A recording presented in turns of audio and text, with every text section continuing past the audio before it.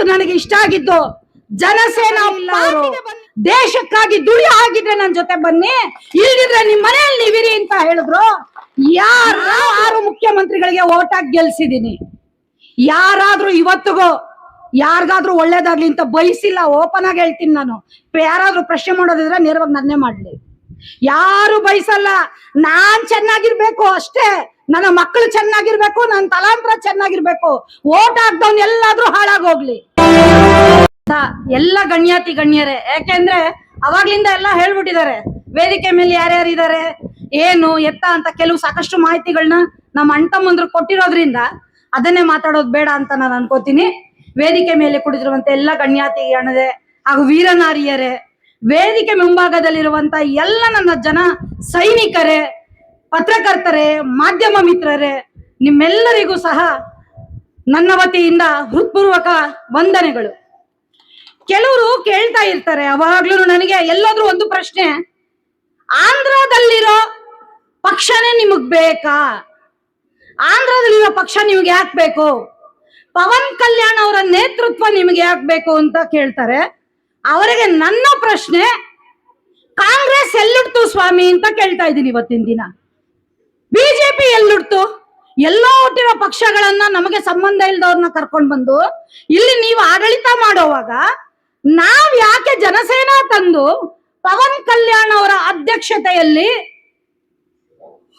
ರಾಜಕೀಯವನ್ನು ಮಾಡಿ ಒಳ್ಳೆಯ ಸುಭಿಕ್ಷವಾದ ಒಂದು ನಿರ್ಮಾಣ ಮಾಡಬಾರ್ದು, ಸಮಾಜವನ್ನ ನಿರ್ಮಾಣ ಮಾಡಬಾರ್ದು ಅಂತ ನಾನು ಕೇಳೋಂತ ಪ್ರಶ್ನೆ. ಯಾಕೆ ಈ ಮಾತನ್ನ ಹೇಳ್ತಾ ಇದ್ದೀನಿ ಇಲ್ಲೇ ಅಂತಂದ್ರೆ, ಯಾವಾಗ್ಲೂ ಇದೇ ಪ್ರಶ್ನೆ, ಯಾಕೆ ಯಾಕೆ ಯಾಕೆ ಸ್ವಾಮಿ ನಿಮಗೆ ಕುಡಿಯೋ ನೀರನ್ನ ಕೊಡ್ಲಿಕ್ಕೆ ಯೋಗ್ಯತೆ ಇಲ್ಲ. ಕಳೆದ 25 ವರ್ಷಗಳಿಂದ ಬಯಲು ಸೀಮೆಯ ಜನ ಶುದ್ಧವಾದ ನೀರನ್ನ ಕೊಡಿ ಅಂತ ಹೇಳಿ ಬಾಯ್ ಬಡ್ಕೊಂಡು ಅನಿರ್ದಿಷ್ಟವಾದ ಧರಣಿಗಳನ್ನ ಮಾಡಿ ಹೋರಾಟಗಳನ್ನ ಮಾಡಿದೀವಿ. ಆದ್ರೆ ನೀವು ಇವತ್ತು ನೀವೆಲ್ಲ ತೊಳ್ಕೊಂಡ್ ಬಿಟ್ಟಿರೋ ಅಂತ HN ವ್ಯಾಲಿ, KSN ವ್ಯಾಲಿ ನೀರುಗಳನ್ನ ನಮ್ಮ ಕೆರೆಗಳಿಗೆ ತುಂಬಿಸಿದೀರಾ. ಹೌದಾ ಅಲ್ವಾ? ಹೌದಾ? ಕುಡಿಯಕ್ಕೆ ನೀರ್ ಕೊಡಕ್ ಯೋಗ್ಯತೆ ಇಲ್ಲ ನಿಮಗೆ.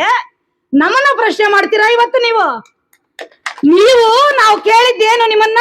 3 ಹಂತದ ಶುದ್ಧೀಕರಣ ನೀರು ಕೊಡಿ ಅಂತ ಕೇಳಿದ್ರೆ ಅರೆಬರೆ ನೀರನ್ನ ಸಂಸ್ಕೃತಿ ಮಾಡ್ಕೊಂಡು ನೀವು ಕಳಿಸಿ ಸಂಸ್ಕರಿಸಿ ನಮಗೆ ಇಲ್ಲದ ಕಾಯಿಲೆಗಳನ್ನ ತಂದಿಡ್ತಾ ಇದ್ದೀರಾ. ಇವತ್ತು ಎಲ್ಲಿ ನೋಡಿದ್ರು ಕ್ಯಾನ್ಸರ್ ಪೀಡಿತವಾಗಿದೆ, ಡಯಾಲಿಸಿಸ್ ನಡೀತಾ ಇದೆ.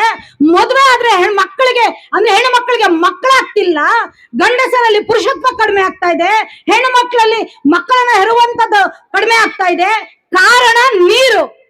ನಮ್ಮಲ್ಲಿ ನೀವು ಕೊಡ್ತಿರೋ ನೀರಿಂದ ಆಗಿರುವಂತಹ ಲೋಪದೋಷಗಳಿಂದ ಇವತ್ತಿನ ದಿನ ನಾವು ಜನಸಾಮಾನ್ಯರು ಇವತ್ತು ಸಫರ್ ಆಗ್ತಾ ಇದ್ದೀವಿ.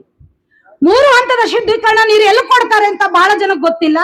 ಚೆನ್ನಾಗಿ ಕೇಳಿಸ್ಕೊಳ್ಳಿ.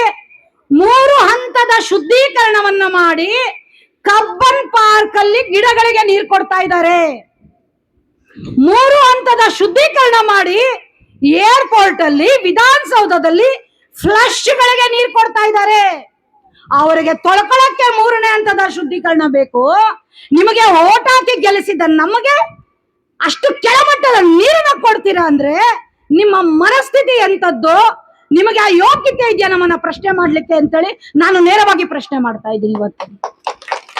ಯಾಕೆ ಈ ಮಾತನ್ನ ಕೇಳ್ತೀನಿ ಅಂದ್ರೆ, ಎಲ್ಲೋ ಹಳ್ಳಿಯಲ್ಲಿದ್ದ ನನ್ನನ್ನ ದಿಲ್ಲಿಗೆ ಕರ್ಕೊಂಡು ಹೋಗೋರು ಪವನ್ ಕಲ್ಯಾಣ್ ರವರು.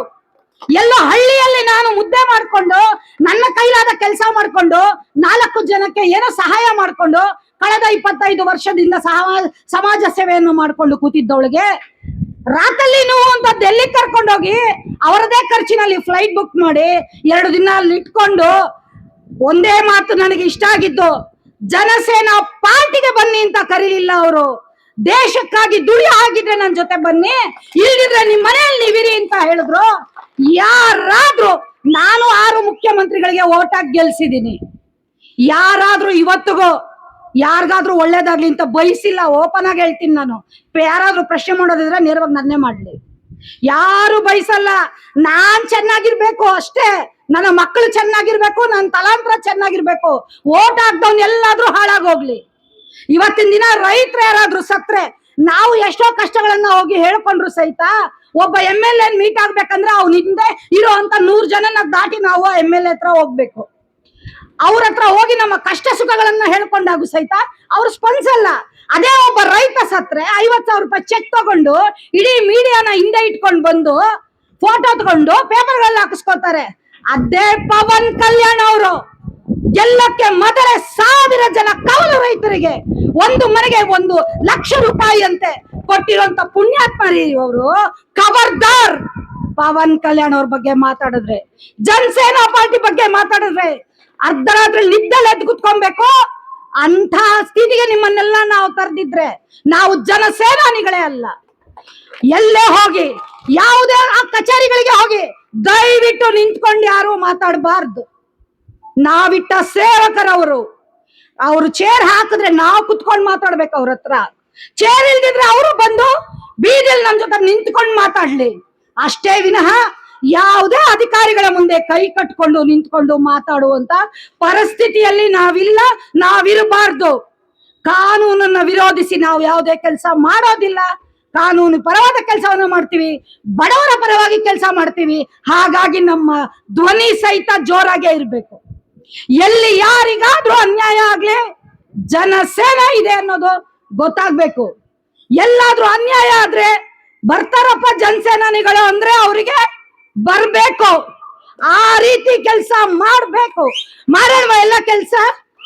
ನೋಡಿ ಒಂದು ಹೇಳ್ತೀನಿ, MPS ಬಹಳ ನನ್ನ ಮಗ ಬಹಳ ಇಂಟ್ರೆಸ್ಟ್ ತಗೊಂಡು ಮಾಡ್ಬೇಕು ಅಂತ ಮಾಡಿದ್ದಾರೆ. ಇಲ್ಲಿ ಸಂಖ್ಯೆ ಮುಖ್ಯ ಅಲ್ಲ. ದೊಡ್ಡವರೊಂದು ಮಾತು ಹೇಳಿದ್ರು, 100 ಕತ್ತೆಗಳಿಗಿಂತ 10 ಕುದುರೆಗಳು ಲೇಸು ಅಂತ. ನಾವು ಬೇಕಾದಷ್ಟಿದೀವ್ರಿ.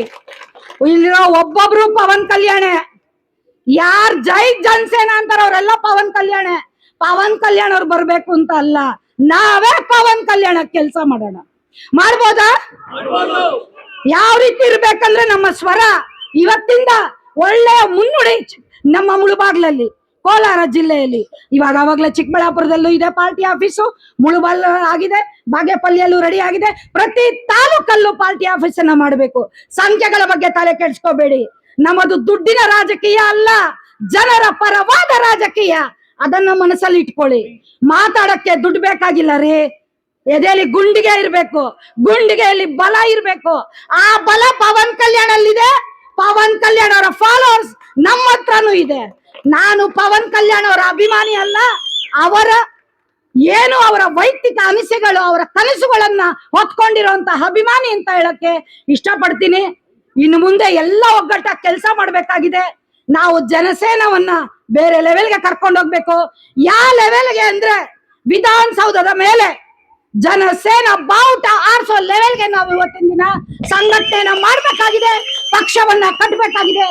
ಜೈ ಜನಸೇನಾ, ಜೈ ಜನಸೇನಾ, ಜೈ ಕರ್ನಾಟಕ, बोलो भारत माता की, बोलो भारत माता की। Thank you.